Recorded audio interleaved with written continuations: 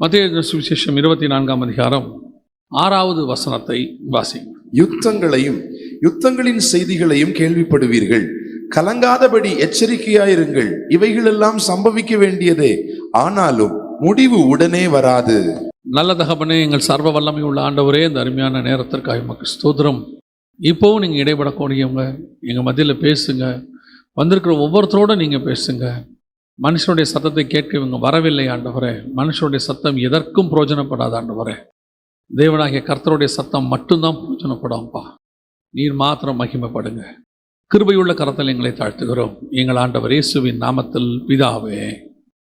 அல்லேலூயா. மத்தேயு சுவிசேஷம் 24ஆம் அதிகாரம் 6வது வசனம், யுத்தங்களையும் யுத்தங்களின் செய்திகளையும் கேள்விப்படுவீர்கள், கலங்காதபடிக்கு எச்சரிக்கையாயிருங்கள். ஆண்டவர் 2வது அடையாளமாக யுத்தங்களை குறித்து பேசுகிறார். இந்த யுத்தத்தை குறித்து பேசும்போது 2-3 யுத்தங்கள் வேதத்தில் உண்டு. அதாவது 2-3 வகையான யுத்தம். ஒன்று வேதத்தில் சொல்லப்படுகிற உலகத்தில் நடக்கக்கூடியதான யுத்தங்கள். இன்னொன்று வாசிங்க, எபேசியருக்கு நிருபம் 6ஆம் அதிகாரம் 12வது வசனத்தை வாசிங்க. எபேசியர் 6:12 வாசிங்க. ஏனெனில் மாம்சத்தோடும் இரத்தத்தோடும் அல்ல, மாம்சத்தோடு இரத்தத்தோடும் அல்ல, துரைத்தனங்களோடும் அதிகாரங்களோடும் இப்பிரபஞ்சத்தின் அந்தகார லோகாதிபதிகளோடும், நல்லா கவனிங்க, இப்பிரபஞ்சத்தின் அந்தகார லோகாதிபதிகளோடும் வானமண்டலங்களில் உள்ள பொல்லாத ஆவிகளின் சேனைகளோடும் நமக்கு போராட்டம் உண்டு. எபேசியர் 6:12 இன்னொரு யுத்தத்தை குறித்து அவர் சொல்லுகிறார். இன்னொரு போராட்டம் எங்களுக்கு இருக்கிறது என்று சொல்லி அவர் சொல்லும்பொழுது அந்த இடத்துல மிக முக்கியமாக ஒரு விஷயத்தை சொல்லுகிறார். என்ன அப்படின்னு கேட்டிங்கன்னா, மாம்சத்தோடு இரத்தத்தோடு மாத்திரம் அல்ல சொல்லாமல் மாம்சத்தோடு இரத்தத்தோடும் அல்ல அப்படிங்கிறார். அந்த வசனம் பாருங்க, மாம்சத்தோடும் இரத்தத்தோடும் அல்ல, துரைத்தனங்களோடும் அதிகாரங்களோடும் இப்பிரபஞ்சத்தின் அந்தகார லோகாதிபதிகளோடும். அப்போ ஒரு ஆவிக்குரிய யுத்தம், 2 வகையான யுத்தம் இருக்கு. ஆனால் இப்பொழுது இங்கே என்ன சொல்லப்பட்டிருக்கிறது என்றால், இந்த மாம்சத்தோடு இரத்தத்தோடும் அல்ல, துரைத்தனங்களோடும் அதிகாரங்களோடும் அப்படின்ற துரைத்தனங்களோடு அதிகாரங்களோடு கூட நமக்கு ஒரு யுத்தம் இருக்கிறது. எந்த துரைத்தனத்தோடு கூட அதிகாரங்களோடு கூட என்று சொன்னால், இந்த பூமியில் இருக்கக்கூடியதான துரைத்தனங்கள் அதிகாரங்கள், அதாவது இந்த பூமியில் இருக்கக்கூடிய அரசாட்சிகள், அதுக்கு அவர்களுக்கு கொடுக்கப்பட்டிருக்கிற அதிகாரங்கள், இவைகளோடு கூட நமக்கு ஒரு யுத்தம் இருக்கிறது. ஆனால் இந்த யுத்தம் எப்படிப்பட்டதான யுத்தமாக இருக்குது அப்படின்னு கொஞ்சம் யோசித்து பார்த்தீங்கன்னா, அவர்கள் அதிகாரத்திலிருந்து போராடுகிறார்கள், நாம் அவர்களுக்கு எதிராக ஆவியிலிருந்து போராடுகிறோம். ஆனால் நம்முடைய போராட்டம் அவர்களை போல அல்ல. இப்போ நான் சொல்கிறது ஒருவேளை உங்களுக்கு புரியலன்னா, நான் இப்போ ஒரு உதாரணத்தோடு சொல்கிறேன், நல்லா கவனிங்க. ஒரு ஆவிக்குரிய போராட்டம் ஆபிரகாம் காலத்திலிருந்து நமக்கு நடக்கிறது. ஆபிரகாமை கர்த்தர் அழைத்து ஒரு தேவனுடைய திட்டத்தை நிறைவேற்றும்படி ஆதியாகமம் 11 அழைக்கிறார். ஆதியாகமம் 11 அழைத்து கூட்டிட்டு வர்றார். அதே காலகட்டத்தில் அதே ஆதியாகமம் 11 பிசாசினுடைய ராஜ்யம் உலகம் முழுக்க சிதறி போகிறது. ஆண்டவர் எல்லாரையும் சிதறி போக பண்ணினார் பாபிலோன்ல இருந்து. ஒரு பக்கம் பிசாசின் ராஜ்யம் உலகம் எங்கும் போகிறது, ஒரு பக்கம் ஆபிரகாமை அதே பாபிலோனிலிருந்து, ஏன்னா அப்போஸ்தலர் நடவடிக்கைகள் 7ஆம் அதிகாரம் 2-3 வசனம் சொல்லுது, மெசபொத்தமியா தேசத்திலிருந்து அழைத்து கொண்டு வந்தார். அதே பாபிலோன் அங்கிருந்து ஆபிரகாமை அழைத்து கொண்டு தேவன் வருகிறார். இப்போ இவங்க 2 பேருக்குமான யுத்தம் தான் இருக்கிறது. இந்த 2 பேருக்குமான யுத்தத்தில் பிசாசு இப்பிரபஞ்சத்தின் அதிபதிகள், இங்கே வசனம் சொல்லுது பாருங்களேன், துரைத்தனங்களோடும் அதிகாரங்களோடும் இப்பிரபஞ்சத்தின் அந்தகார லோகாதிபதி.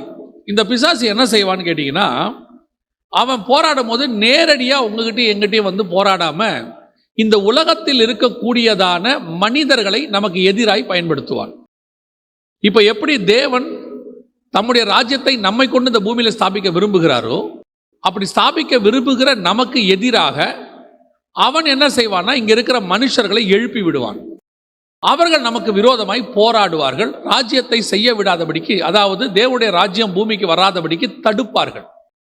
இது ஒரு வகையான யுத்தம் நமக்கு இருக்கிறது. இதுதான் ஒரு வகையான போராட்டம். நீங்க பொதுவா யாரை எதிரியா பாக்குறீங்க அப்படின்னு கேட்டீங்கன்னா, பிசாசு யாரை யூஸ் பண்றானோ அந்த யூஸ் பண்ற ஆளை நீங்க எதிரியா பாக்குறீங்க. ஆனா உண்மையிலேயே அந்த யூஸ் பண்ற ஆள் நமக்கு எதிரி அல்ல, யூஸ் பண்ற பிசாசு தான் நமக்கு சத்ரு. இது நமக்கு தெரியணும். இப்போ ஒருத்தர் கத்தி எடுத்துட்டு சண்டை போட வரானா அந்த கத்தியை எடுத்து பிடுங்கி போட்டுட்டோம்னா இவனை ஜெயிச்சிடலான்னு அர்த்தம் கிடையாது. அவன் வேற கத்தி எடுப்பான், இல்லை அவன் வேற ஈட்டி எடுப்பான், இல்லை கொஞ்சம் கல் எடுப்பான். இப்போ ஜெயிக்க வேண்டியது கத்தியை அல்ல, கத்தியை பிடிச்சிருக்கிற ஆளை ஜெயிக்கணும். அதே மாதிரி தான் பிசாசு சில ஆயுதங்களை, மனிதர்களை கையில் பிடிச்சிருக்கிறான். அந்த காலத்தில் ஆபிரகாமுக்கு விரோதமாக அபிமெலேக்கு வந்தான், ஈசாக்கு வந்தான், ஈசாக்குக்கு விரோதமாக வந்தான், அப்புறம் யாக்கோபுக்கு விரோதமாக லாபான் வந்தான், அப்புறம் இஸ்ரவேலருக்கு விரோதமாக எகிப்தியர்கள் வந்தாங்க, அப்புறம் அசீரியர்கள் வந்தாங்க, அப்புறம் பாபிலோனியர்கள் வந்தாங்க. இப்போ இப்பிரபஞ்சத்தின் அந்தகார லோகாதிபதி என்ன பண்றான்? துரைத்தனங்களையும் அதிகாரங்களையும் தன் கையில் எடுத்துக்கொள்றான். எடுத்துக்கொண்டு நமக்கு விரோதமாய் போராடுகிறார். நாமோ தேவனுடைய திட்டத்தை சுமக்கிறவர்களாய் இருக்கிறோம், தேவனுடைய சித்தத்தை பூமியில் செய்கிறவர்களாய் இருக்கிறோம். ஆனா நாம போராடக்கூடிய போராட்டம் என்னன்னா, அவன் எல்லா அதிகாரத்தையும் யூஸ் பண்ணி நம்ம கிட்ட செய்வான். நாம எந்த அதிகாரத்தையும் எதிர்க்க மாட்டோம். ஆனா நம்ம கிட்ட இருக்கிற ஒரே அதிகாரம் முழங்கால் என்கிறதால் அதிகாரம் இருக்கிறது. இந்த முழங்காலுக்கு கீழே அவைகளை முடக்க கர்த்தர் வல்லமை உள்ளவராய் இருக்கிறார். நாம போராடுற விதமே வேற, நம்ம போராட்ட முறை வேற, அவங்க போராடுற முறை வேற. இப்போ உலகத்துல ஒரு மார்க்கத்துக்கு விரோதமா ஒரு கட்சியோ ஒரு அதிகாரமோ ஒரு நாடோ எழும்புச்சுன்னா அந்த மார்க்கத்தார் எதிர்த்து யுத்தம் பண்ணி போராடி சண்டை போட்டு அல்லது கிளர்ச்சி பண்ணி தீவிரவாதம் பண்ணி ஏதோ ஒன்று செய்வாங்க. ஆனா உங்களுக்கும் எனக்கும் அந்த முறையை கர்த்தர் சொல்லவில்லை. ஆண்டவர் நமக்கு கொடுத்திருக்கிற முறையே வேற. அடிச்சாலும் உதைச்சாலும் கொன்னாலும் எரிச்சாலும் நாம் உள்ளுக்குள்ளிருந்து முழங்கால் போட்டு யுத்தம் பண்ணுகிறவர்கள். அதனால தான் நம்ம ஆட்கள் அழகா ஒரு பேர் வச்சாங்க, முழங்கால் யுத்தம் என்று பேர் வச்சாங்க. பரிசுத்தவான்கள் அப்படி ஒரு பேரை வச்சாங்க பாருங்க. ஏன் அப்படின்னு கேட்டீங்கன்னா, இந்த அந்தகார லோகாதிபதிகள் என்ன செய்யறாங்கன்னா, துரைத்தனங்களையும் அதிகாரங்களையும் நமக்கு எதிராக கொண்டு வந்து யுத்தம் பண்ணுகிறார்கள். இந்த யுத்தத்தை எதிர்க்கிற நீங்களும் நானும் எப்பொழுதும் இந்த யுத்தத்தை எதிர்ப்பதற்கு என்ன செய்ய வேண்டும்? நாம இந்த உலகத்தின் அதிகாரத்தையும் உலகத்தின் துரைத்தனங்களையும் நாம் எடுக்க வேண்டிய அவசியம் இல்லை. ஏன் இல்லைன்னா, நம்ம கிட்ட இருக்கிற அதிகாரம் அதை விட மேலான அதிகாரம் நம் கையில் இருக்கிறது. எல்லா துரைத்தனங்களையும் ஜெயிக்கிற அதிகாரம் நம் கையில் இருக்கிறது. அது ஸ்பிரிச்சுவல் அதிகாரம். நான் திருப்பி சொல்லுகிறேன், நீங்கள் எவ்வளவு அதிகாரத்தில் இருந்து போராடினாலும் இந்த யுத்தத்தில் ஜெயிக்க முடியாது. நீங்க இந்த பூமியின் அதிகாரத்தையும் துரைத்தனத்தையும் கையில வச்சுக்கிட்டாலும் உங்களால் ஜெயிக்க முடியாது. ஏன்னா இந்த பூமிக்குரிய அதிகாரம் எல்லாமே இந்த பூமிக்குரியது, ஆனால் நமக்கு வானத்துக்குரியது. நம்ம கிட்ட இருக்கிற அதிகாரம் வேற. இப்ப பாருங்க, இயேசு கிட்ட ஒரு அதிகாரம் வருது, அவர் எப்படி அதை யூஸ் பண்றாருன்னு பாருங்களேன். யோவான் எழுதின சுவிசேஷம் 13ஆம் அதிகாரம் 3 வசனங்களை வாசி. தம்முடைய கையில் பிதா எல்லாவற்றையும் ஒப்பு கொடுத்தார் என்பதையும் தாம் தேவனிடத்திலிருந்து வந்ததையும் தேவனிடத்திற்கு போகிறதையும் இயேசு அறிந்து. இப்ப இயேசு கிட்ட எல்லா அதிகாரமும் இருக்கு, பிதா எல்லாத்தையும் கொடுத்துட்டாரு. இப்ப இயேசு என்ன பண்றாருன்னு மட்டும் பாருங்க. இயேசு அடுத்து போஜனத்தை விட்டு எழுந்து வஸ்திரங்களை கழற்றி வைத்து ஒரு சீலையை எடுத்து அறையிலே கட்டி கொண்டு பின்பு பாத்திரத்தில் தண்ணீர் வார்த்து சீஷருடைய கால்களை கழுவவும். என்னங்க அதிகாரம் வந்த உடனே என்ன பண்ணுவான்? எல்லாரும் நம்ம காலை கழுவணும்னு சொல்லுவோம். நம்ம கிட்ட அதிகாரம் வந்த உடனே நம்ம நட மாறிடும், நம்ம பார்வை மாறிடும், பார்வையில ஒரு பெருமை வந்துடும். இல்ல ஒரு ஊழியத்துக்கு நீங்க பொறுப்பாளரா மாறிட்டீங்க, உங்க நம்பி ஆண்டவர் ஊழியம் கொடுத்தாரு. எதற்காக ஊழியம் கொடுக்கப்பட்டது? அதிகாரம் பண்ணுவதற்கு அல்ல. அந்த அதிகாரத்தை எப்படி யூஸ் பண்ணணும் நமக்கு தெரியணும். இப்ப இயேசு அடுத்த அதிகாரத்தை பிடிக்கிறாங்க, வராங்க ரோமர்கள் வந்து பிடிக்கிறாங்க, அடிக்கிறாங்க. இப்ப இயேசு அதிகாரத்தை பயன்படுத்தினாரா? தலையில முள்கிரீட வச்சு துப்புறாங்க, அதிகாரத்தை பயன்படுத்தினாரா? சிலுவையை தூக்க சொல்றாங்க, அதிகாரத்தை என்ன பண்ணாரு? இப்ப அடுத்து கொண்டு போய் சிலுவையில் அறையிறாங்க. இவ்வளவும் எப்ப தெரியுமா நடந்துச்சு? பிதா தன் கையில் எல்லாவற்றையும் ஒப்பு கொடுத்தார் என்பதை இயேசு அறிந்து. ஓ, இப்ப என் கையில எல்லாமே இருக்குதுப்பா. அப்பனா அதிகாரம் கையில் வருவது என்பது ஒரு சோதனை. இப்போ உன் கையில எல்லாம் இருக்கு, நீங்க நினைச்சா அந்த ஆளை கொல்ல முடியும், வானத்துல இருந்து அக்கினி இறக்க முடியும், 50 பேரை பட்சிக்க முடியும். ஆனா செய்யக்கூடாது, அடி வாங்கணும். இதுதான் அதிகாரம். இயேசு செஞ்சதை சொல்றேன். நீங்கள் என்ன மாம்சத்தின்படி போராடினாலும், எங்கே போய் குரல் கொடுத்தாலும், உங்கள் கையில் இருக்கிற மேலான அதிகாரத்துக்கு பாரி இருக்கிற மாதிரி அதிகாரம் வேற எதுக்குமே வராது. இப்ப அவர் சொல்றாரு, எங்களுடைய போராட்டம் மாம்சத்தோடு ரத்தத்தோடும் அல்ல, துரைத்தனங்களோடும் அதிகாரங்களோடும். அதை யூஸ் பண்ணுகிற அந்தகாரத்தின் லோகாதிபதிகளோடு கூட எங்களுக்கு சண்டை இருக்குது. இப்ப நம்ம சண்டை அந்த சண்டை தான். நாம எப்பவுமே இந்த உலகத்தின் அதிகாரத்தை கையில வாங்கணும்னு நினைக்க கூடாது. வாங்கினாலும் ஒரு பிரயோஜனம் இல்லை. இப்போ எஸ்தர் ராஜகுமாரத்தி, எல்லாரும் அதை தான் சொல்லுவாங்க. பாருங்க, எஸ்தர் ராஜகுமாரத்தியா இருந்துச்சுனால யூதர்களுக்காக பேச முடிஞ்சிச்சு. எஸ்தர் ராஜகுமாரத்தி, அதனால ராஜா கிட்ட நேரா போக முடிஞ்சிச்சா? இல்ல. எஸ்தர் ராஜகுமாரத்தி ஆனாலும் 3 நாள் உபவாசம் போட வேண்டி இருந்துச்சு. எஸ்தருக்காக யாரோ உபவாசமும் போட வேண்டி இருந்துச்சு. மொர்தெக்காய் உபவாசம் போட வேண்டி இருந்துச்சு. ஆனா இந்த அம்மா போய் நேரா ராஜான்னு போய் முற்றத்துல நிக்குது. அதுவும் சொல்லிட்டு போகுது, நான் கேட்காம போறேன், என்னை கொன்னாலும் கொன்னுடுவாங்க, செத்தாலும் சாகுறேன். இப்ப போய் நிக்குது. நின்ன உடனே வசனம் சொல்லுது, ராஜாவின் கண்களில் எஸ்தருக்கு தயவு கிடைத்தது. அந்த தயவை கிடைக்க பண்ணினவர் யார்? அந்த தயவை கிடைக்க பண்ணினவர் யார்? அதிகாரம் கிடைக்க பண்ணல, ராஜ வஸ்திரம் கிடைக்க பண்ணல. அவனே கேட்கிறான், முற்றத்தில் நிக்கிறது யாருன்னு கேட்கிறான். அப்படியானால் கவனித்துக் கொள்ளுங்கள், நம்ம எதிர்த்து போராடக்கூடியதான இந்த துரைத்தனங்கள், அதிகாரங்கள், அதை யூஸ் பண்ணக்கூடிய பிரபஞ்சத்தின் லோகாதிபதி, அவனோடு கூட போராட வேண்டியதுதான் நம்முடைய அவசியம். அதுதான் ஆண்டவர் நமக்கு வச்சிருக்கிறதான மிக முக்கியமான யுத்தம். இந்த பிசாசு எப்படி மனுஷனை யூஸ் பண்ணுவான்றதுக்கு பைபிள்ல ஒரு நல்ல உதாரணம் இருக்குது. வாசிங்க, தானியேல் தீர்க்கதரிசன புஸ்தகம் 10ஆம் அதிகாரம் 13வது வசனத்தை வாசிங்க. பெர்சியா ராஜ்யத்தின் அதிபதி 21 நாள் மட்டும் என்னோடு எதிர்த்து நின்றான். யார் சொல்றது இந்த வார்த்தையை?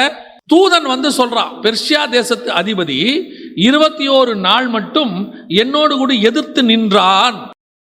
எப்படி ஒரு உலக பிரகாரமான அதிபதி வானத்திலிருந்து வரக்கூடியதான தூதனை எதிர்த்து நிற்பான்?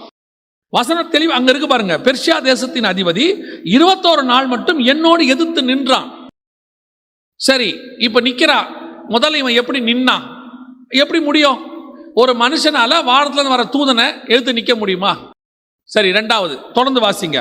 ஆனாலும் பிரதான அதிபதிகளில் ஒருவனாகிய மிகாவேல் எனக்கு உதவியாக வந்தான். அப்படின்னா இவன் என்ன சொல்றான்? எனக்கு ஹெல்ப் பண்றதுக்கு யார் வந்தது? மிகாவேல் வந்தான். ஏன் அப்புறம் இந்த தூதனால பெர்சியா தேசத்து அதிபதியோட சண்டை போட முடியல? ஏன் இவன் கூட அவன் சண்டை போட முடியாம இவனுக்கு உதவி செய்யறதுக்கு மிகாவேல் வராரு, மைக்கேல் வராரு? அப்படின்னா இங்க என்ன நடக்குது? இருக்கிறவன் யாரு? பெர்சியா தேசத்து அதிபதி. ஆனால் அந்த அதிகாரம், அந்த துரைத்தனத்தில் அவன் உட்கார்ந்து இருக்கிறான். அவனை யூஸ் பண்றது யார் தெரியுமா? அந்தகாரத்தின் லோகாதிபதி, பிரபஞ்சத்தின் அந்தகார லோகாதிபதி பிசாசு அவனுக்குள்ள இருக்கிறான். ஃபோர்ஸ் பண்ணும்போது வசனம் சொல்லுது, அந்த தூதனை எதிர்த்து இவன் நின்றான். அப்படின்னா அங்க எதிர்த்து நிக்கிறது மனுஷன் அல்ல, அவனுக்குள் கிரியை செய்கிற பிசாசு. அங்க இருக்கு, வசனம் இருக்கு பாருங்க. அந்த பிசாசை எதிர்க்கிற அதிகாரம் யாருக்கு இருக்குது? சாதாரண தூதனுக்கு இல்ல, கேருபாகிய அந்த யுத்தத்தில் பிரதான அதிபதியில் ஒருவனாக மிகாவேல் வந்தான். அப்ப இந்த உலகத்தின் அதிகாரங்களுக்குள்ளே யார் இருந்து கிரியை செய்கிறதுன்னு பாத்தீங்கன்னா பிசாசு இருந்து கிரியை செய்கிறது. அதனால்தான் அவர் சொல்றாரு, எங்களுடைய போராட்டம் ரத்தத்தோடு மாம்சத்தோடும் அல்ல, அதிகாரங்களோடு கூட, துரைத்தனங்களோடு, அதோடு கூட கிரியை செய்கிற பிரபஞ்சத்தின் லோகாதிபதியோடு. இந்த யுத்தம் தான் இப்ப நடந்துட்டு இருக்கு. இதை நீங்க புரிஞ்சுக்கணும். இந்த யுத்தம் உங்களுக்கு வீட்டில் இருக்கும், இந்த யுத்தம் உங்களுக்கு நாட்டில் இருக்கும், இது எல்லாமே இருக்கும். வீட்டுக்குள்ள உங்களுக்கு எதிராக பேசுறவங்கல்ல, உங்களுடைய ஆவியை தூண்டுறாங்களா? உங்க ஊழியத்துக்கு விரோதமா இருக்கிறாங்களா?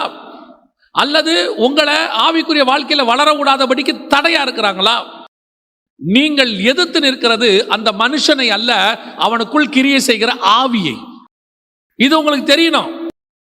இப்ப சில நேரத்தில் கணவன் ரட்சிக்கப்படல, மனைவி ரட்சிக்கப்படல, அவங்க உங்களுக்கு எதிராக இருக்கிறாங்க ஆவிக்குரிய வாழ்க்கையில. இப்ப நிறைய பேர் என்ன முடிவு எடுக்கிறாங்க? இவங்க வேண்டாம், இவங்களை விட்டுட்டு போயிடுவோம். இப்ப நீங்க முடிவெடுக்கிறது யார் வேண்டாம் எடுக்கிறீங்க தெரியுமா? அவர்களை வேண்டாம் என்று அந்த மாம்சத்தோடு நீங்க முடிவெடுக்கிறீர்கள், அந்த ரத்தத்தோடு முடிவெடுக்கிறீர்கள். இந்த மனைவியோ கணவனோ ஒரே மாம்சம் உடையவர்கள். இந்த மாம்சத்தோடு ரத்தத்தோடு உனக்கு யுத்தம் இல்ல. ஏன் இல்ல? அது பிரச்சனை இல்ல. அதுக்குள்ள ஒன்னு அதிகாரத்துக்குள்ள உட்கார்ந்துகிட்டு உனக்கு கிரியை செய்யுது, அதோட தான் உனக்கு பிரச்சனை இருக்குது. இப்ப அவ வேண்டாம் இல்ல, உள்ள இருக்கிற பிசாசு வெளியே போகணும். அதான் முக்கியம். நம்ம போராட்டம் அங்கதான் இருக்கு. இப்ப என்ன பண்ணணும்? உனக்கு எதிராக, உன் ஊழியத்துக்கு எதிராக அவங்க போராடுறாங்க, ஆவிக்குரிய வாழ்க்கைக்கு எதிராக போராடுறாங்க. உலகத்துல இருந்து நீ ஊழியம் பண்ணக்கூடாதுன்னு எதிர்க்கிற கூட்டம் வேற, இது கூட இருந்துகிட்டே உனக்கு எதிராக செயல்படுற கூட்டம்.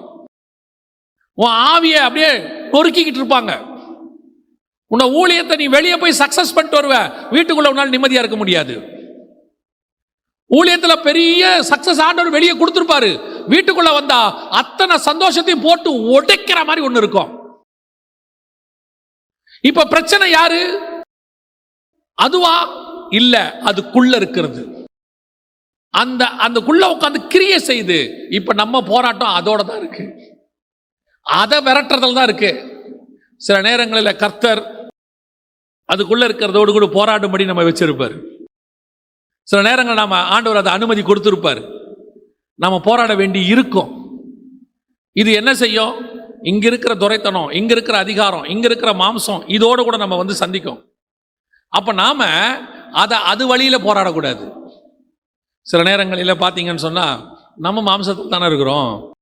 நமக்கு எதிராக இப்படிப்பட்ட காரியங்கள் நடக்கும்போது நமக்கு ஒரு அளவுக்கு பிரேக்கிங் பாயிண்ட்னு சொல்லுவாங்க, அதுவும் ஒரு அளவுக்கு தானே இருக்கும். கணவன் ரட்சிக்கப்பட்டிருப்போம், இல்லை மனைவி ரட்சிக்கப்பட்டிருக்கோம். ஒரு லெவல் வரைக்கும் மனைவி கணவன் திட்டத்தை கேட்டுக்கிட்டே இருக்கும், ஒரு இடத்துல பஸ்ட் ஆகும்ல. அப்போ உனக்கு புரிய வேண்டியது ஒன்று, இந்த போராட்டம் எனக்கு மாம்சத்தோடு ரத்தத்தோடும் அல்ல. இங்க வந்திருக்கிற பிரச்சனை மாம்சத்தோடு ரத்தத்தோடு அல்ல. எனக்கு வந்திருக்கிற பிரச்சனை எனக்கு மேல இருக்கிற அந்தகாரத்தின் லோகாதிபதி. அவன் இந்த மாம்சத்தை யூஸ் பண்றான், அவன் இந்த ரத்தத்தை யூஸ் பண்றான். இந்த யுத்தத்தை நான் ஜெயிக்க வேண்டி இருக்கிறது. இதே தான் உலகத்துக்கும் பொருந்தும். உலக பிரகாரமா நீங்க ஊழியத்துக்கு போறீங்களா, அங்கே போகும்போது எதிர்க்கிறாங்களா? உங்க நம்பிக்கை என்ன? நான் எகிப்துல போய் நாணலை பிடிச்சிக்கலான்னு நினைக்கிறேன். ஆண்டவர் சொல்றார், எகிப்துக்கு போய் நாணலை போய் பிடி, அது ஒரு நாள் உருவி கொண்டு போகும். எகிப்தியரின் ரதங்கள் உனக்கு உதவி செய்யாது, யாரும் உனக்கு உதவி செய்ய முடியாது. உன்னுடைய போராட்டம் வேறு. இதை நீங்க முதல்ல புரிஞ்சுக்கணும். நீங்க எதை உங்க பாதுகாப்பா நினைக்கிறீங்களோ ஒரு நாள் அந்த பாதுகாப்பு உங்களை விட்டு போகும். எது இருந்தால் நல்லதுன்னு நினைக்கிறீங்களோ அது ஒரு நாள் உங்களை விட்டு போகும். அதான் ஆண்டவர் சொல்றார், எப்பேற்பட்ட அரணான கோட்டையை கட்டிக்கிட்டு இருந்த ராஜாவை எல்லாம் நிர்மலமாக்கிட்டாராமா. ஆண்டவர் சொல்வார், உங்ககிட்ட எவ்வளவு பேர் இருக்காங்க? இல்ல ஒரு 20,000 பேர். வேணாம் குறைச்சிரு. கடைசியில் 300 பேர் போதும், போ சண்டைக்கும்பார். ஆண்டவரே, அவர்கள் கடற்கரை மணலா இருக்கிறார்கள், அவங்க கடற்கரை மணலா இருக்கட்டும், நீ ஓம் பலத்தில் அவங்களை ஜெயிக்க போறது கிடையாது. 300 பேரை வச்சுக்க, ஏன் பலத்தில் ஜெயிக்க போற அது உனக்கு தெரியணும். இன்னைக்கு நாம என்ன நினைக்கிறோம்? அவங்க பவர்ல இருக்காங்க, நம்மளும் பவரை காட்டணும். ஆண்டவர் சொல்றாரு, பவர்லாம் காட்டாத, குறை, பவரை குறை. இல்ல நாம நீ எதுவும் காட்டாத, குறை. ஏன்? நீ உன் பவரை காட்டாம இருந்தாதான் கர்த்தர் அவர் பவர் என்னங்கிறத காட்டுவாரு. நேபுகாத் நேச்சார முகம் குப்புற விழ வச்சவர். நேபுகாத் நேச்சார 7 வருஷம் அங்க பட்சியை போல பனியிலும் மழையிலும் நனைய வச்சவர். அந்த தேவன் நம்முடைய தேவனாய் இருக்கிறார். அப்ப நீ எதோட போராடக்கூடாது? மாம்சத்தோடு ரத்தத்தோடு போராடாதீங்க. இன்னைக்கு யுத்தத்தை பண்ணிட்டு இருக்கிறோம், போராடி போராடி பார்க்கிறோம். கர்த்தர் என்ன பண்ணுவார் தெரியுமா? நீ போராடி முடிக்கிற வரைக்கும் அமைதியாய் காத்திருப்பார், அமைதியாய் காத்திருப்பார். நீ போராடு, போராடித்தான் பாரு, உன்னால எவ்வளவு போராட முடியுமோ அவ்வளவு போராடி பாருன்னு. நம்மளும் போராடி போராடி பார்க்கிறோம், கடைசியில ஒரு இடத்துல முடிவெடுக்கிறோம், என்னால முடியல ஆண்டவரே. ஆண்டவர் சொல்வாரு, நீ போராடி கொண்டிருக்கிறது மாம்சத்தோடு, அது பிரயோஜனம் கிடையாது. இந்த மாம்சத்தை ஜெயிச்சா வேற மாம்சம் வரும். ஒரு நாட்டில் ஒரு சர்வாதிகாரி இருந்தாங்க. அந்த சர்வாதிகாரி ஆட்சி ரொம்ப மோசமா நடந்துச்சான். அப்ப அங்க ஒரு ஊழியக்காரரு ஆண்டவர்கிட்ட டெய்லி கேட்பாராம், ஏன் இவங்களை வச்சிருக்கிறீங்க? இந்த சர்வாதிகாரியை தூக்குங்க ஆண்டவரே, இந்த சர்வாதிகாரி வேண்டாம். ஆண்டவர் உணர்த்தினாராம், நான் ராஜாக்களை தள்ளி ராஜாக்களை உருவாக்குறவர், இவங்களுக்கு நான் கொஞ்ச காலம் கொடுத்துருக்கிறேன், நான் கொடுத்துருக்கிற வரைக்கும் அவங்க இருப்பாங்க, ஆனால் அவர்கள் உன்னை ஒன்றும் செய்ய மாட்டாங்க. இவர் போராடுறார், இல்ல ஆண்டவரே எனக்காக நீங்க இந்த ஆட்சியை மாத்தித்தான் ஆகணும், அந்த சர்வாதிகாரியை கீழே தள்ளுங்க. ஆண்டவர் திருப்பி திருப்பி சொன்னாராம், இல்ல. ஒரு நாள் வந்தது, இவர் போராடி ஆண்டவர்கிட்ட கேட்டார், ஆண்டவரே இந்த ஆட்சி மாறாதா, இந்த சர்வாதிகாரியை கீழே தள்ள மாட்டீங்களான்னு.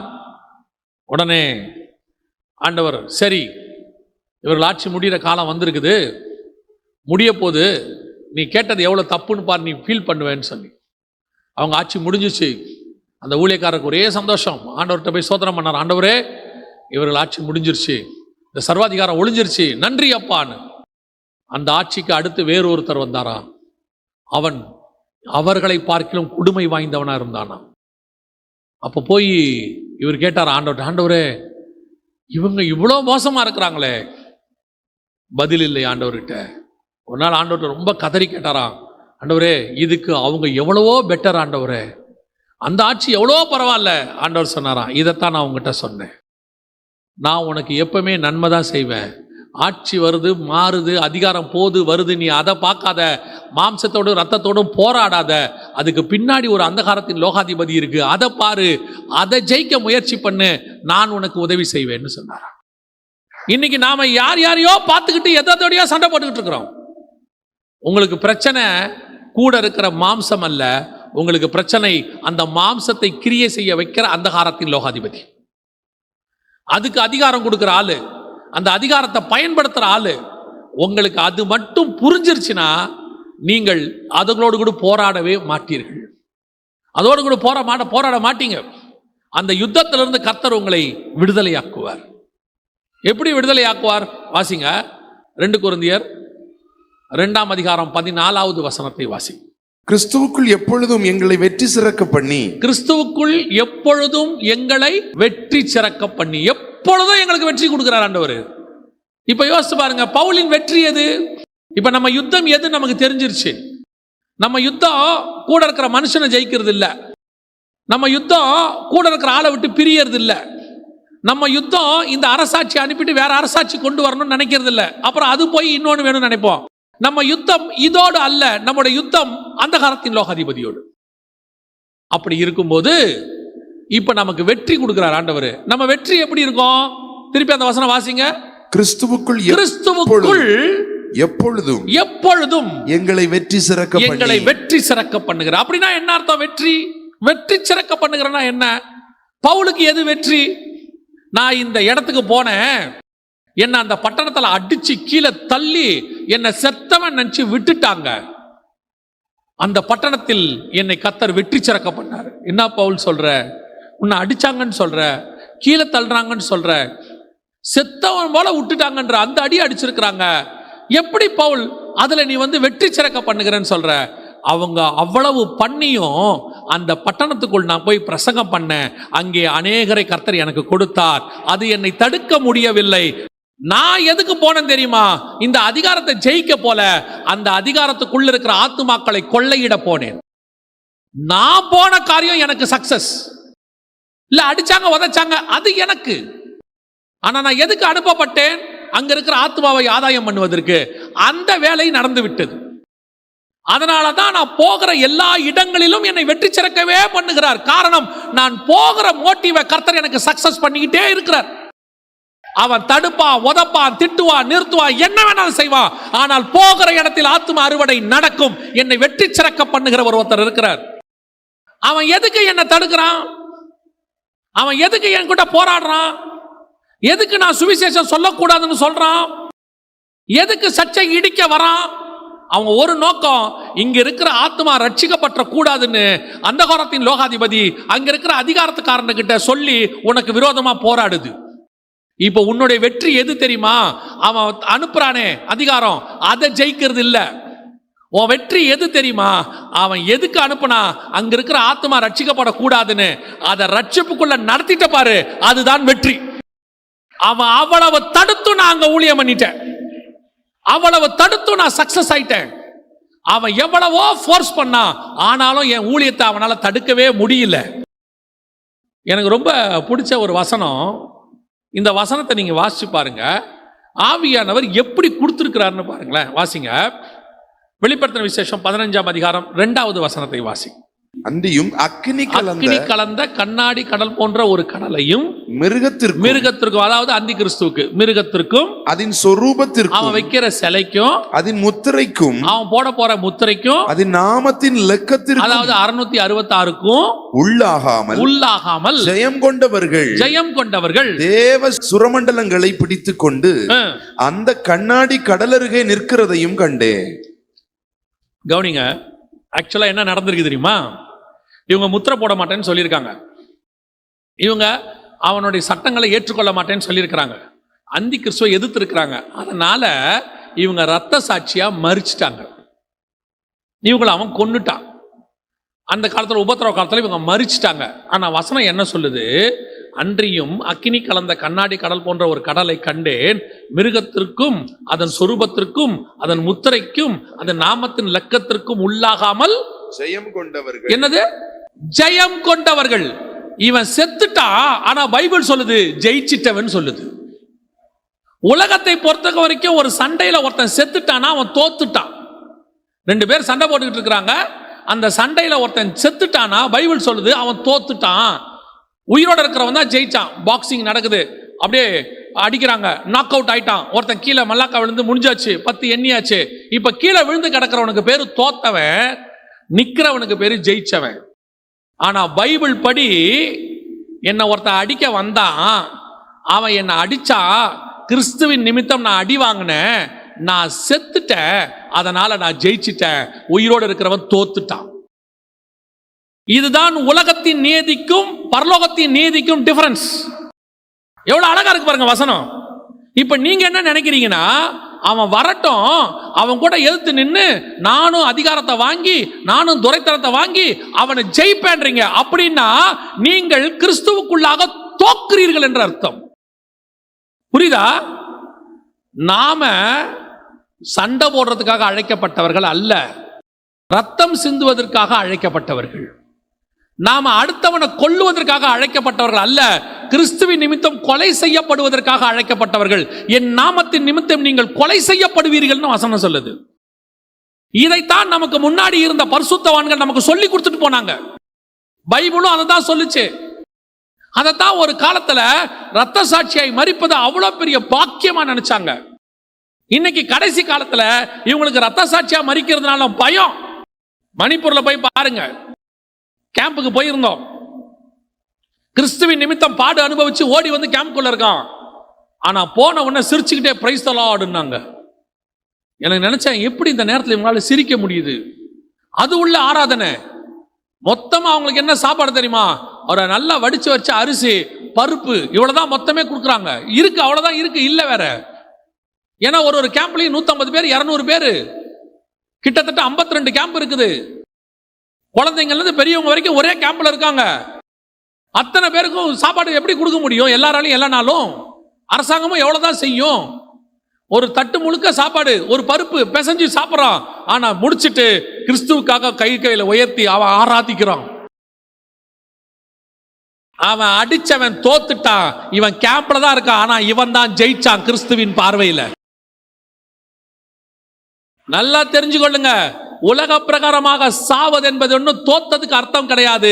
நான் கண்ணாடி கடல் அருகே நிற்பேன், என்னை பார்த்து பரலோகம் சொல்லும் ஜெயம் கொண்டவர்கள் இவர்கள். ஆனால் கிறிஸ்துவுக்காக எல்லாவற்றையும் இழந்து கடைசியாய் ஜீவனையும் இழந்து அவங்க போய் நிப்பாங்க பரலோகத்துல. பரலோகம் சொல்லும் ஜெயம் பெற்றவர்கள். யுத்தம் எப்படிப்பட்ட யுத்தம் தெரியுமா? நீ செத்து ஜெயிக்கிற யுத்தம். உன்னுடைய போராட்டம் இரத்தத்தோடு மாம்சத்தோடும் அல்ல, துரைத்தனங்களோடும் அதிகாரங்களோடும் வானமண்டலத்தின் பொல்லாத சேனைகளோடும். உன்னையும் என்னையும் வெற்றி சிறக்க பண்ணுகிறவர் ஒருத்தர் இருக்கிறார். ஏன் பவுல் தோத்துட்டானா? இப்ப ஊர் ஃபுல்லா அடி வாங்கின பவுல் தோத்துட்டான். எல்லாவற்றையும் நஷ்டமும் குப்பையும் என்று வித்தவன் தோத்தவன். இயேசு கிறிஸ்து இரவல் கடலில் செத்து போனாரு, அதனால தோத்துட்டாரா? அவர் மரணத்தை ஜெயமாய் விழுங்கினார்னு வசனம் சொல்லுது. எப்போ? அவர் செத்ததனால. கவனிச்சு கொள்ளுங்க, உங்களை நியாயம் தீர்க்கிறவர் ஒருத்தர் உட்கார்ந்துகிட்டு இருக்கிறார். இவங்க பண்றதுக்கெல்லாம் நீங்க நியாய தீர்ப்பை பத்தி யோசிக்காதீங்க. நாம இந்த அதிகாரத்தையும் துரைத்தனத்தையும் வாங்கிறதுக்கு பேரு ஞானம் இல்லை. நம்முடைய போராட்டம் இதுவோடும் அல்ல. நம்முடைய போராட்டம் அந்தகாரத்தின் லோகாதிபதிகளோடு கூட, வானமண்டலத்தின் பொல்லாத சேனைகளோடு கூட. இப்போ கோலியாத்து தாவீதோட சண்டை போட போனா, கோலியாத்து சொல்லிட்டு போறாரு, நான் தாவீது கிட்ட சண்டை போட போறேன் அப்படின்னு சொன்னா, கோலியாத்து கூட இருக்கிறவங்களாம் என்ன சொல்லுவான்? கோலியாத்து கூட இருக்கிறவங்க என்ன சொல்லுவான்? ஏன்பா உன் சைஸுக்கும் வெயிட்டுக்கும் ஹைட்டுக்கும் சின்ன பையன்கிட்ட போய் சண்டை போட்டுக்கிட்டு இருக்கிற சொல்லுவானா மாட்டானா? நீ யார்கிட்ட சண்டை போட போன தெரியுமாப்பா? சவுல்கிட்ட சண்டை போடு, நல்ல உயரமா இருக்கான் ராஜா, உனக்கு சண்டை போறதுக்கு ஒரு ஸ்டேட்டஸ் இருக்குப்பா. அதே தான் நான் உங்களுக்கு சொல்றேன். நீங்களும் நானும் ஆவிக்குரிய விதத்தில் கர்த்தரால் அபிஷேகம் பண்ணப்பட்டவர்கள். நமக்கு ஸ்டேட்டஸ் யாரு தெரியுமா? சண்டை போடுற ஸ்டேட்டஸ். இப்போ நீங்க மல்யுத்தத்துக்கு போய் பாருங்க, இவர் 60 கிலோனா அவரும் 60 கிலோ இருக்கணும், இவர் 75னா அவரும் 75 இருக்கணும். அதான் சரியான ஸ்டேட்டஸ். ஒரு 15 வயசு 10 வயசு பையனை கூட்டு வந்து நிக்க வச்சுட்டு அவன் ஐஸ்கிரீம் சாப்பிட்டுக்கிட்டு இருக்கிறான், சாக்லேட் சாப்பிட்டுக்கிட்டு இருக்கிறான். இவர் மல்யுத்தத்தில் போய் தொடையெல்லாம் தட்டிக்கிட்டு நின்னாருன்னா சுத்தி இருக்கிறவன் கேட்க மாட்டா, இந்த சின்ன பையன் கூட சண்டை போட வந்திருக்கிற வெக்கமா இல்லை உனக்கு? கேட்பானா? கேட்க மாட்டானா? அதே மாதிரி தான் ஆவிக்குரியவர்கள் போய் இந்த உலகத்தின் ராஜ்யங்களோடும் இந்த உலகத்தில் இருக்கக்கூடிய அதிகாரங்களோடும் துரைத்தனங்களோடும் யுத்தம் பண்ணீங்கன்னா பரலோகத்திலிருந்து கேட்கும், உனக்கு அவன் ஈக்குவலாடா? உனக்கு அவன் ஈக்குவலா? நீ யார் தெரியுமா? வானமண்டலத்தின் பொல்லாத சேனையோடும் துரைத்தனத்தோடும் அதிகாரத்துக்கு தாண்டி பிரபஞ்சத்தின் லோகாதிபதியோடு கூட சண்டை போட வேண்டிய ஆள் நீ. உன்னை பார்த்து பிசாசு பயப்படணும். நீ என்னன்னு பார்த்தா இங்க இருக்கிறவங்களை பார்த்து பயந்துட்டு இருக்கிற. அவங்க அடிப்பாங்க, அவன் அடிச்சானா நான் ஜெயிக்க ஆரம்பிக்கிறேன்னு அர்த்தம். அவன் கொல்லுவாங்க, ஜெயிச்சிட்டேன்னு அர்த்தம். யாருக்கு இந்த பயம் வரும் தெரியுமா? பரலோகத்துக்கு போகணுங்கிற எண்ணம் இல்லாதவனுக்கு தான் பயம் வரும். அவனுக்கு ஏன் பரலோகத்துக்கு போகணுங்கிற எண்ணம் வரல? அவனுக்கு பயம், ஐயோ செத்து போயிருவோமே. யோசித்து பாருங்க, பைபிள்ல உள்ளவங்களுக்கும் இப்ப உள்ளவங்களுக்கும் வித்தியாசத்தை பாருங்க. இவங்க ஏன் இத்தனை அதிகாரத்தையும் துரைத்தனத்தையும் வேணும் வேணும்னு விரும்புறாங்கன்னா, ஐயோ நான் செத்து போயிருவனே, நாளைக்கு பிரச்சனை வந்துருமே, போராட்டம் வந்துருமே. அவன் என்ன சொல்றான்? பவுலு, சீக்கிரம் சாவடிச்சிங்கன்னா போயிடுவேன்றான். அவன் அப்படித்தானே சொன்னான். நான் இருப்பது, தேகத்தில் இருப்பது உங்களுக்கு பிரயோஜனமாக இருக்கும், ஆனா விட்டீங்க நான் கிளம்பிடுவேங்கிறான். அவனுக்கு ஒன்று நியமிக்கப்பட்டிருக்கிறது, அதனால் அதை வாஞ்சியாய் தொடருகிறேன்னு அவன் ஒன்று பார்த்துட்டான். அதனால போகணும்னு ஆசை. இவங்களுக்கு கிடைக்காதுன்னு தெரியும். உங்களுக்கு எனக்கும் அதெல்லாம் இல்லை. கூப்பிட்டாரா ஆண்டவர், அடுத்த செகண்ட் புறப்பட்டு போயிட்டே இருக்கணும். எப்போ கூப்பிடுவீங்கன்னு தான் வெயிட் பண்ணிட்டே இருக்கணும். சத்தம் கேட்கலாம், காதுல கேட்குதான்னு பார்த்துக்கிட்டே இருக்கணும். கூப்பிட்ட உடனே புறப்பட்டு ஓடிடணும். இப்பவும் சொல்றேன், நீங்கள் இவர்களோடு கூட போராடாதிருங்கள், இவர்களோடு கூட சண்டை போடாதிருங்கள். நமக்கு இது இல்லவே இல்லை. யார் வேணாலும் அதிகாரங்களுக்கு வரட்டும், யார் வேணாலும் துரைத்தனத்துக்கு வரட்டும். ஆனா உங்களுக்கு எனக்கு ஒண்ணு இருக்கு. என்ன தெரியுமா? வாசிங்க, வெளிப்படுத்தின விசேஷம் 1ஆம் அதிகாரம் 5வது வசனத்தை வாசிங்க. உண்மையுள்ள சாட்சியும் மரித்தோரிலிருந்து முதற் பிறந்தவரும் பூமியின் ராஜாக்களுக்கு அதிபதியுமாகிய இப்போ பிரபஞ்சத்தின் லோகாதிபதி இல்ல, இப்போ பூமியின் அதிபதி யாரு? இயேசு கிறிஸ்து. எப்போ உயிரோட எழுந்தாரோ அப்பத்திலிருந்து என் தேவனாகிய கர்த்தர் இந்த பூமிக்கும் ராஜாவாக மாறிவிட்டார். அவரே ராஜாவா மாறின பிறகு எங்களுக்கு என்ன கவலை? எங்களுக்கு என்ன கவலை? பார்வோனின் குமாரத்தின் மகன் சொல்றதே பெருமைனா, நான் சர்வ வல்லவரினுடைய மகன் சொல்றதுல எவ்வளவு பெருமை இருக்கும் எனக்கு. இவங்களுக்கு இந்த அதிகாரம் துரைத்தனம் தேவைப்படுது, எங்களுக்கு சர்வ வல்லவருடைய அதிகாரம் இருக்கு. அவர் எங்கள் தேவனாய் இருக்கிறார், நாங்கள் அவர்கள் பிள்ளைகளாய் இருக்கிறோம். அவர் ராஜ்ய பாரத்தின் ராஜாக்களும் ஆசாரியருமாய் அழைக்கப்பட்டிருக்கிறோம். இந்த தைரியம் தான் எலியாவுக்கு இருந்துச்சு, இந்த தைரியம் தான் யோவான் ஸ்நானகனுக்கு இருந்துச்சு, இந்த தைரியம் தான் இயேசுவுக்கு இருந்துச்சு, இந்த தைரியம் தான் அப்போஸ்தலர்களுக்கு இருந்துச்சு. அதனால தான் அவன் எதை கண்டு பயப்படாம இருந்தாங்க. ஆகாபை கண்டு எலியா பயப்படவில்லை, ஏரோதை கண்டு யோவான் ஸ்நானகன் பயப்படவில்லை, எவனை கொண்டும் இயேசு பயப்படவே இல்லை, எந்த ராஜ்யத்தை குறித்தும் அப்போஸ்தலர்கள் பயப்படவே இல்லை. இன்னும் மாறாய் நான் சொல்லுவேன், ஆகாப்பு எலியாவை கண்டு பயந்தான், ஏரோது யோவான் ஸ்நானகனை கண்டு பயந்தான். இயேசுவை கொண்டு வானமும் பூமியும் பயப்படுகிறது, அப்போஸ்தலரை கொண்டு ராஜாக்கள் பயந்தார்கள். காரணம், எங்கள் மேல் உள்ள அபிஷேகம் அப்படிப்பட்டது, அப்படிப்பட்ட வல்லமையின் அபிஷேகம் அது. அந்த அபிஷேகத்தை உடைய உனக்கும் எனக்கும் ஏன் இந்த உலகத்தின் அதிகாரம், இந்த உலகத்தின் துரைத்தனம் தேவையே கிடையாது. இன்னும் சொல்ல போனா 1 ராஜாக்கள் 18 எலியாவை பார்த்து கர்த்தர் சொல்லுவார். 1 ராஜாக்கள் 18:1 வாசிங்க. கர்த்தருடைய வார்த்தை எலியாவுக்கு உண்டாகி, நீ போய் ஆகாபுக்கு உன்னை காண்பி, நான் தேசத்தின் மேல் மழையை கட்டளையிடுவேன் என்றார். ஆனா எலியா கிட்ட ஆண்டவர் சொல்றாரு, நீ போய் உன்னை ஆகாபுக்கு காண்பி. ஆனா எலியா என்ன பண்ண தெரியுமா? ஒபதியான்னு ஒருத்தனை பார்க்குறான் போகிற வழியில். ஒபதியாவை பார்த்து சொல்கிறான், நீ போய் எலியா வந்திருக்கிறேன் என்று சொல்லும் ஆகாபு கிட்ட. ஒபதியா ஷாக் ஆயிடுவான். 7ஆம் வசனம் வாசிங்க. ஒபதியா வழியில் போகும்போது எலியா அவனுக்கு எதிர்பட்டான். அவன் இவனை இன்னான் என்று அறிந்து முகங்குப்புற விழுந்து, நீர் என் ஆண்டவனாகிய எலியா அல்லவா என்று கேட்டதற்கு அவன், நான் தான். நீ போய் இதோ எலியா வந்திருக்கிறான் என்று உன் ஆண்டவனுக்கு சொல் என்றான். எப்படி? கர்த்தர் சொன்னது நீ போய் பாருன்னு இவன் சொல்றான், அவனை வந்து பார்க்க சொல்லு. இதுதான் துரைத்தனத்துக்கும் அதிகாரத்துக்கும் எதிர்த்து நிற்கிறது. கர்த்தர் சொல்றாரு, என்ன சொல்றாரு? உன் ஆகாப்புக்கு காண்பி. சரிங்க ஆண்டவரே. போற வழியில வேலைக்காரன் வரான், ஆகாப்புடைய வேலைக்காரன். ஆண்டவனே நீங்களா? ஆமா. உங்க ஆண்டவன் ஒருத்தருக்கான். ஆமா, அவனை நான் எலியா வந்திருக்கேன்னு போய் சொல்லு. அதை விட பெரிய ஆச்சரியம் என்ன தெரியுமா? ஆகாப்பு ரதத்தை பூட்டி கொண்டு எலியாவை சந்திக்கும்படி வந்தான். எலியா வானா யார் வர்றது? ஆகாப்பு வந்தான். இது நம்ம மேல உள்ள அபிஷேகம் பாருங்க. இது ஊழியக்காரனுக்கு கர்த்தர் கொடுத்திருக்கிற அபிஷேகம். நீ உன் ஸ்தானத்திலே உண்மையா இருந்தால் ஆகாப்பை கொண்டு வருவதற்கு கர்த்தர் வல்லமை உள்ள தேவனாய் இருக்கிறார். நீ உன் ஸ்தானத்திலே கர்த்தருடைய அபிஷேகத்தை நீ கனம் பண்ணினால் உன் அபிஷேகத்தை கனம் பண்ணக்கூடியவர்களை கர்த்தர் கொண்டு வருவார். நீ ஏன் உன் அபிஷேகத்தை அடமான வச்சினா கர்த்தர் என்ன செய்வாரு? இன்னைக்கு இவங்க அதிகாரத்தையும் துரைத்தனத்தையும் வாங்கணும்னு நினைக்கிறாங்க. இந்த அதிகாரம் துரைத்தனம் எல்லாம் ஒரு நாள் காணாமல் போகும். இந்த அதிகாரம் துரைத்தனம் எல்லாம் ஒரு நாள் இல்லாமல் போகும்.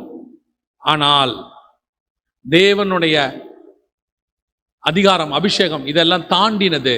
அவர் சர்வ வல்லமை உள்ள தேவன். அவர் பூமியின் ராஜாக்களுக்கு அதிபதி. அவர் சொல்றாரு, உன்னை எல்லா இடங்களிலும் நான் வெற்றி சிறக்க பண்ணுவேன். I will give you the success. We are the more than the conquerors. வசனம் சொல்லுது, எல்லாற்றை பார்க்கிலும் எங்களை வெற்றி சிறக்க பண்ணுகிறார். அந்த தேவன் நம்முடைய தேவனாய் இருக்கிறார். ஒன்று தீர்மானம் பண்ணிக்கோங்க. இன்னைக்கு முதல் யுத்தம் ஆவிக்குரிய யுத்தம். இந்த யுத்தம் எனக்கு கூட இருக்கிறவங்களுடைய மாம்சத்தோடு ரத்தத்தோடும் அல்ல. ஏன்? நான் எதிர்க்க வேண்டியது மனுஷனை அல்ல. நான் எதிர்க்க வேண்டியது அதிகாரத்தில் இருக்கிற மனுஷனை அல்ல, அந்த அதிகாரத்தில் இருக்கிறவரை பயன்படுத்துகிற அந்தகாரத்தின் லோகாதிபதி. அந்த லோகாதிபதியை தான் நான் எதிர்க்கணுமே ஒழிய நான் ஒரு நாளும் மனுஷனை எதிர்க்கவோ அவனை திட்டவோ அவன் மாறணும்னு நினைக்கவோ அவன் கொல்லணும்னு நினைக்கிறதோ என்னுடைய விருப்பம் இல்லை. ஆண்டவர் அவனை நினைத்தால் நிமிஷத்தில் முகம் குப்புற கீழே வைக்க வைப்பார். நல்லா தெரிஞ்சுக்கொள்ளுங்க, உடன்படிக்கை பெட்டிக்கு முன்னாடி தான் தாகோன் உழணும். உடன்படிக்கை பெட்டி எந்நாளைக்கும் தாகோனுக்கு முன்னாடி விழாது. உடனே கொஞ்சம் பேர் என்ன பண்ணுவாங்க தெரியுமா? திருப்பி தாகோனை நிமித்தி வைப்பாங்க. ஆண்டவர் சொல்வார், ஒரு தடவை விழுந்துருச்சுன்னா விட்டுருங்க, தாகோன் வேலை முடிஞ்சிருச்சு. அப்படியா? அப்படிலாம் கிடையாது. நாங்கள் தாகோனை திருப்பி எழுப்பி நிற்க வைப்போம். நிற்க வச்சு மறுநாள் பார்த்தா கை காலெல்லாம் உடஞ்சி போச்சு. இன்னைக்கு நிறைய பேருடைய நிலைமை அதுதான். ஆண்டவர் சொல்லும் போதே திருந்துறது நல்லது. இது ஆவிக்குரிய யுத்தத்தை குறித்து. இப்போ உலக பிரகாரமாய் ஒரு யுத்தம் உண்டு. அதை தான் இயேசு சொன்னார் மத்திய 24:6 யுத்தங்களையும் யுத்தங்களின் செய்திகளையும் கேள்விப்படுவீர்கள். அதை மட்டும் நான் சொல்லிட்டு முடிக்கிறேன். கவனிங்க, எந்த யுத்தத்தை பற்றி ஆண்டவர் சொல்லி இருக்கிறார் அப்படின்னு கேட்டிங்கன்னா, கடைசி காலத்தில், அதாவது நம்ம காலத்தில் இஸ்ரவேல் ஜனங்க திரும்பி வந்த பிறகு உலகத்தில் நடக்க வேண்டிய ஒரு யுத்தம். வாசிங்க, எசேக்கியேல் 38:8 வாசிங்க. அநேக நாட்களுக்கு பிற்பாடு நீ விசாரிக்கப்படுவாய், பட்டயத்துக்கு நீங்களாகி பற்பல ஜனங்களில் இருந்து சேர்த்து கொள்ளப்பட்டு வந்தவர்களிலே. நல்லா கவனிங்க, பற்பல தேசங்களிலிருந்து சேர்த்து கொள்ளப்பட்டு வந்தவர்களின் தேசம். அப்படின்னா இஸ்ரவேல் ஜனங்கள் எல்லா நாட்டிலிருந்தும் திருப்பி வந்து சேர்ந்த பிறகு, இப்போ அவங்க திருப்பி வந்து சேர்ந்துட்டாங்க. 1948 நேற்று கூட பார்த்தோம், சேர்ந்துட்டாங்க. ஸோ வந்தவர்களின் தேசத்தில் கடைசி வருஷங்களிலே வருவா. கடைசி வருஷங்களிலே யார் வருவா? 38:2 வாசிங்க. மனுபுத்திரனே, மேசேக் தூபால் ஜாதிகளின் தலைமையான அதிபதியாகிய மாக்கோகு தேசத்தான் ஆகிய கோகுக்கு எதிராக நீ உன் முகத்தை திருப்பி அப்படின்னு இருக்கு. யாரை பற்றி இருக்கு அப்படின்னு கேட்டிங்கன்னா, இன்னும் கூட ஒரு வசனம் சொல்லிடுறேன், அதுல இருந்து சொன்னா உங்களுக்கு ஈஸியா புரியும். 39:2 வாசிங்க. 39:2. நான் உன்னை திருப்பி உன்னை 6 துறடுகளால் இழுத்து உன்னை வடபுறங்களில் இருந்து எழும்பவும். எந்த பக்கத்துல இருந்து? வடபுறங்களில் இருந்து எழும்பவும். இஸ்ரவேல் தேசத்துக்கு வடபுறத்துல மேசேக் தூபால் ரெண்டுத்துக்கும் தலைமையான அதிபதி. ரோஷ் அப்படிங்கிற வார்த்தை மலையாளத்தில் இருக்கும், இங்கிலீஷ்ல இருக்கும். தமிழ்ல மட்டும் அந்த ரோஷ்ங்கிறத என்ன பண்ணிட்டாங்கன்னா டிரான்ஸ்லேட் பண்ணிட்டாங்க. அதாவது சீஃப் பிரின்ஸ், தலைமையான அதிபதி அப்படின்னு அவங்க டிரான்ஸ்லேட் பண்ணிட்டாங்க. அந்த ரோஷுங்கிற வார்த்தை வந்து இருக்கும். ரோஷ்னா ரஷ்யாவை குறிக்கிற வார்த்தை. வடக்கு பக்கத்தில் ரஷ்யா வரணும். இந்த யுத்தம் தான் இப்போ ஆரம்பிச்சிருக்குது. இப்போ இஸ்ரேலுக்கும் ஹமாஸ்க்கும் ஆரம்பித்த யுத்தம் உலக யுத்தமாக போய் இப்போ ரஷ்யாவை அவங்க இழுத்துக்கிட்டு வராங்க வம்புக்கு. அதான் உண்மை. ஏன்னா 39:2 நம்ம என்ன வாசிச்சோம்? நான் உன்னை திருப்பி உன்னை 6 துறடுகளால் இழுத்து 6 துறடுகளால் இழுத்து. அப்படின்னா என்ன அர்த்தம்னா வரமாட்டானாமா, வாயில போட்டு இழுத்துக்கிட்டு வருவாராம். இப்ப ரஷ்யாவை அதை தான் செஞ்சுட்டு இருக்கிறாங்க. ரஷ்யா புறப்படாத இருக்கு, அப்படியே இருக்கு. ரஷ்யாவுக்கான நியாய தீர்ப்புக்கான காலம் அது. இப்ப ரஷ்யா புறப்பட வைக்கிறாங்க. ரஷ்யா வருது. இப்ப ரஷ்யா புறப்படுகிறதை நீங்கள் பார்ப்பீர்கள். ரஷ்யா குண்டு போட்டுச்சு, இல்லை ரஷ்யா மேலே குண்டு போட்டாங்க, ரஷ்யா யுத்தத்துக்கு ரெடி ஆயிடுச்சுன்றதை பேப்பர்லையோ டிவிலையோ எங்கேயோ நீங்கள் ஒரு தடவை பார்த்தீங்கன்னா நீங்கள் ஒன்று தெரிஞ்சுக்கணும், யுத்தம் ஆரம்பிச்சிருச்சு. எசேக்கியேல் 38-39 சொல்லப்பட்ட கடைசி வருஷங்களில் ஆரம்பிக்க வேண்டிய யுத்தம். இந்த யுத்தத்தை தான் இயேசு சொன்னார். யுத்தங்களையும் யுத்தங்களின் செய்திகளையும் கேள்விப்படுவீர்கள். 38:16 வாசிங்க. 38:16. நீ தேசத்தை கார்மேகம் போல் மூட என் ஜனமாகிய இஸ்ரேலுக்கு விரோதமாக எழும்பி வருவாய். கடைசி நாட்களிலே இது சம்பவிக்கும். கடைசி நாட்களில் நடக்க வேண்டிய யுத்தம் இதுதான். இப்ப இந்த யுத்தம் ஆரம்பிக்கிற நிலைமைக்கு வந்துருச்சு. இந்த யுத்தத்தை இப்பொழுது ஆல்மோஸ்ட் நம்ம நெருங்கிட்டோம், கிட்ட வந்துட்டோம். எப்ப வேணாலும் இந்த யுத்தம் வரும். இந்த யுத்தத்துக்கும் நல்ல கவனிங்கள், திருப்பி சொல்றேன், இந்த யுத்தத்தை குறித்து நீங்கள் செய்ய வேண்டியது என்ன? இப்போ இந்த யுத்தம் ஆரம்பிச்சிச்சுன்னா பூமியில் இருக்கிற 1/4 பங்கு ஜனங்கள் பாதிக்கப்படுவார்கள்னு இருக்கு. மிகப்பெரியதான ஒரு பேரழிவு எல்லாமே நடக்க போகுது. ஆனா இந்த யுத்தத்தை பத்தி நமக்கு ஆண்டவர் சொல்ற வார்த்தை என்ன, அதை மட்டும் வாசிச்சுங்க, நம்ம முடிச்சிடலாம். மத்திய 24:6 வாசிங்க. யுத்தங்களையும் யுத்தங்களின் செய்திகளையும் கேள்விப்படுவீர்கள், கலங்காதபடி எச்சரிக்கையாயிருங்கள். கலங்காதபடி எச்சரிக்கையாயிருங்கள். அது ஏன் பயப்படாதபடிக்கு எச்சரிக்கையா இருங்கன்றாரு?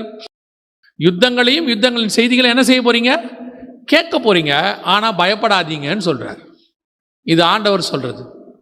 பயப்படாதபடிக்கு எச்சரிக்கையாயிருங்கள். ஏன்னா நீங்கள் பயந்தால் நீங்கள் பயந்தது உங்களுக்கு நேரிடும். வசனம் சொல்லுது, நான் பயந்தது எனக்கு நேரிட்டது.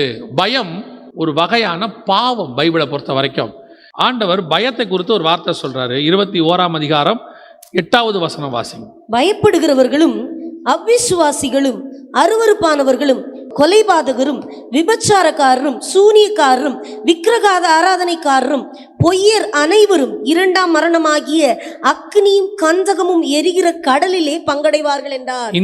இத்தனை பாவத்தோடு கூட எதை சேர்க்கிறார் ஆண்டவர்? பயத்தையும் சேர்க்கிறாரு. அப்ப பயம் என்பது பாவத்துக்கு ஈக்குவல். எந்த பயம்? உலக பயம். நடக்க போற காரியங்களுக்கெல்லாம் பயப்படுறது. அதனால்தான் ஆண்டவர் திருப்பி சொல்றார் மத்திய 24:6 யுத்தங்களையும் யுத்தங்களின் செய்திகளையும் கேள்விப்படுவீர்கள், கலங்காதபடிக்கு எச்சரிக்கையாயிருங்கள். பயப்படாதீங்க. பயந்தீங்கன்னா தான். இப்ப இந்த கொரோனா வந்துச்சு, பாதி பேருக்கு மரணம் எதுல தெரியுமா? பயத்தினால. அந்த கொரோனா ஜெயிக்கக்கூடியதான ஒரு வைரஸ் தான். உலக பிரகாரமாகவே சொல்கிறேன். இப்போவும் கொரோனா இருக்குது எவ்வளோ பேருக்கு, ஆனால் அந்த அளவுக்கு மரணம் இல்லை. காரணம் என்னென்னா, இப்போ டாக்டர்ஸ் கூட நம்ம ஊரில் கூட சொல்லுவாங்க, அதாவது மருந்து பாதி, நீங்கள் அதை நம்புறீங்க பார்த்தீங்களா, அது பாதிம்பாங்க. டாக்டர் மருந்து கொடுக்குறாரு, அது பாதி தான் சுகமாக்கும். நீங்கள் நம்பிக்கையோட போடுறீங்கல்ல, அந்த நம்பிக்கை தான் மீதி சுகமாக்கும்னு சொல்லுவாங்க. நீங்கள் நம்பிக்கை இல்லாமல் எவ்வளோ மாத்திரை எடுத்தாலும் சுகமாகாதும்பாங்க. அது ஒரு உதாரணமாக சொல்லுவாங்க. அந்த மாதிரி நீங்கள் பயப்படுறது காலில் இந்த கொரோனால, ஐயோ கொரோனா வந்துடும்னா வந்துருச்சு. நிறைய பேருக்கு ஐயோ இந்த கொரோனா நான் பிழைக்கவே மாட்டேன், பிழைக்கல. கேன்சரில் ஜெயிச்சவங்க இருக்கிறாங்க. அவங்க சொல்கிறாங்க, கான்ஃபிடென்ட்டாக இருந்தேன் நான், இந்த கேன்சர் என்ன ஒன்றும் பண்ணாதுன்னு சொன்னேன், அது என்ன பண்ணலைன்னு சொல்கிறாங்க. அதே மாதிரி தான் யுத்தங்கள் வரும், செய்திகள் வரும், மிக மோசமான காரியங்களை டிவி சொல்லும். இத்தனை பேர் செத்துட்டான், ஒரு ஊர் அழிஞ்சிருச்சு, ஒரு ஊரே எரிஞ்சிருச்சு, ஒரு குண்டு போட்டு ஒரு நகரமே மொத்தம் காணாம போச்சும்பாங்க. அது பக்கத்து நகரத்தை கூட சொல்லுவாங்க.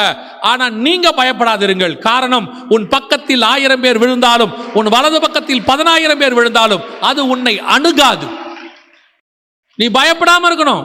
அதான் ரொம்ப முக்கியம். பயம்தான் பிசாசோடைய ஆயுதம்.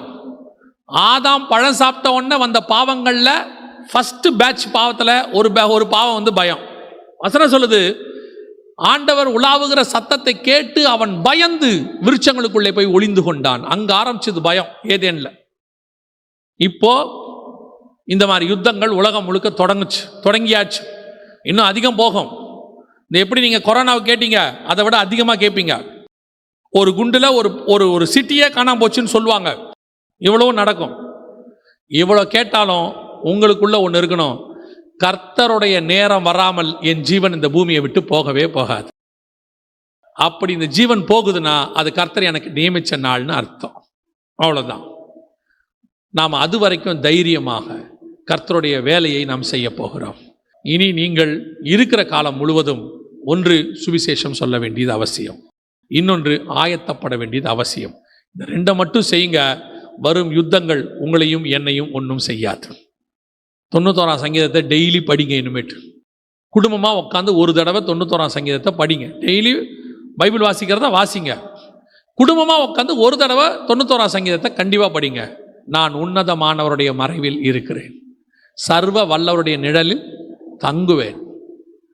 பகலில் பறக்கும் அம்பிற்கும் இருளில் நடமாடும் கொள்ளை நோக்கியும் மத்தியானத்தில் உலாவும் சங்காரத்திற்கும் நான் பயப்பட மாட்டேன். இனி வருகிற காலங்களில் இந்த சங்கீதம் யூஸ் ஆகும். இவைகள் எல்லாவற்றுக்கும் மத்தியில் கர்த்தர் உங்களையும் என்னையும் பறந்து காக்கிற பட்சியை போல பாதுகாப்பார். செட்டைகளின் மறைவிலை வைத்து கர்த்தர் பாதுகாப்பார். அல்லேலூயா. நாம் ஜெபிக்க போகிறோம். எல்லாரும் முதல்ல சொன்ன பாயிண்ட்டை மறந்துடாதீங்க. நம்முடைய போராட்டம் மாம்சத்தோடு இரத்தத்தோடு அல்ல, அதிகாரங்களோடும் துரைத்தனங்களோடும் வானமண்டலத்தின் பொல்லாத சேனைகளோடும் அந்தகார லோகாதிபதிகளோடு கூட நாம் ஜெபிக்க போகிறோம். எந்திரிக்கலாமா நாம் எல்லோரும்? Thank you Lord. ஒப்பு கொடுத்து ஜெபம் பண்ணுவோமா? உனக்குள்ளே என்ன பயம் இருந்தாலும் இன்றைக்கி ஆண்டவர் சமூகத்தில் ஒப்படைச்சிடுங்க. ஆண்டவருடைய கரத்தை மீறி எதுவும் நடக்காது.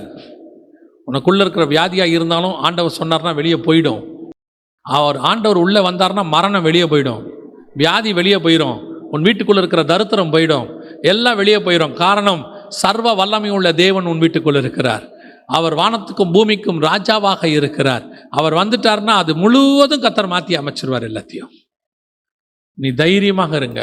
அதனால தான் ஆண்டவர் திருப்பி திருப்பி சொல்வார், விசுவாசத்தினால் உண்டாகிற தைரியம். நம்ம ஒப்பு கொடுப்போமா தேவ சமூகத்தில்?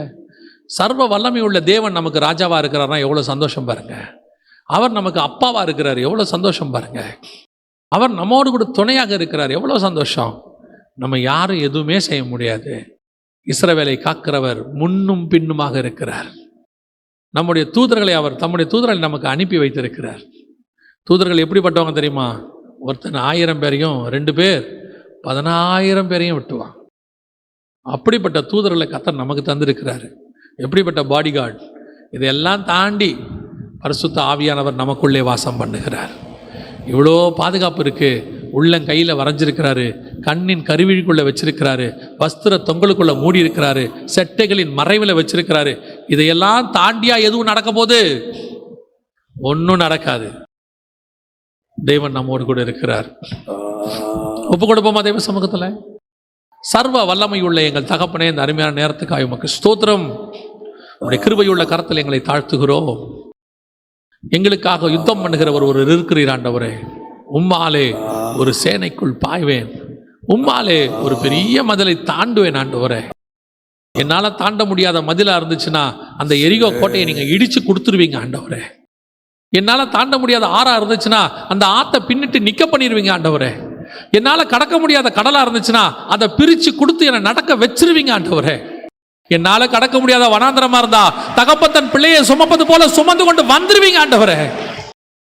எனக்காக நீங்க என்ன வேணாலும் செய்வீங்கப்பா. உம்முடைய ஒரே பேரான குமாரனையே தந்தவர் மற்ற எல்லாவற்றையும் அருளாதிருப்பது எப்படி? The Almighty God, the Almighty God, சர்வ வல்லமை உள்ள தேவன். அவர் சாவாமை உள்ளவர், அவர் ஆதியும் அந்தமும் ஆனவர். அப்படிப்பட்ட தேவன் எங்களோடு கூட இருக்கிறீங்கப்பா, நடத்துகிறீங்கப்பா, எங்களுக்கு முன்னாடி போறீங்கப்பா. நீங்க இருக்கும்போது எங்களுக்கு என்னப்பா கவலை? நீங்க இருக்கும்போது எங்களுக்கு ஏன்பா பயம்? நீங்க இருக்கும்போது எங்களுக்கு யார் எங்களை என்ன செய்ய முடியும்? கர்த்தர் எங்கள் பட்சத்தில் இருந்தால் எங்களுக்கு எதிராய் நிற்பவன் யார்? Praise you Jesus, praise you Jesus, thank you Lord. நன்றி ஆவியானவரே, நன்றி நன்றி நன்றி. அவர்கள் குதிரைகளை குறித்தும் ரதங்களை குறித்தும் மேன்மை பாராட்டட்டும். அவர்கள் பதவிகளை குறித்தும் பட்டங்களை குறித்தும் மேன்மை பாராட்டட்டும். அவர்கள் ஆஸ்திகளை குறித்தும் கட்டடங்களை குறித்தும் மேன்மை பாராட்டட்டும். நாங்களோ எங்கள் தேவனாகிய கர்த்தருடைய நாமத்தை குறித்து மேன்மை பாராட்டுவோம். Thank you Jesus, thank you Jesus, thank you Lord. நன்றி ஆவியானவரே, நன்றிப்பா, நன்றிப்பா. இவங்க ஈட்டிகளையும் கேடகங்களையும் பரிசுகளையும் பிடித்துக்கொண்டு யுத்தத்துக்கு போகிறார்கள். நாங்களோ இவர்கள் மறந்துவிட்ட இஸ்ரவேலின் தேவனாகிய சேனைகளின் கர்த்தரின் நாமத்தை கொண்டு யுத்தத்துக்கு போகிறவர்கள். எங்கள் யுத்தம் கர்த்தருடைய யுத்தம், எங்களுடைய யுத்தம் கர்த்தருடைய யுத்தம். எங்கள் யுத்தம் மனுஷனோடு அல்ல, எங்கள் யுத்தம் கர்த்தரின் யுத்தம். நன்றி ஆவியானவரே, கோடான கோடி ஸ்தோத்திரம். கிருபையுள்ள கரத்தில் எங்களை தாழ்த்துகிறோம். மகிமையின் தேவன் நடத்துவீராக. இயேசு கிறிஸ்துவின் நாமத்தில் ஒப்பு கொடுத்து ஜெபிக்கிறோம் ஜீவனுள்ள நல்ல பிதாவே, ஆமென்.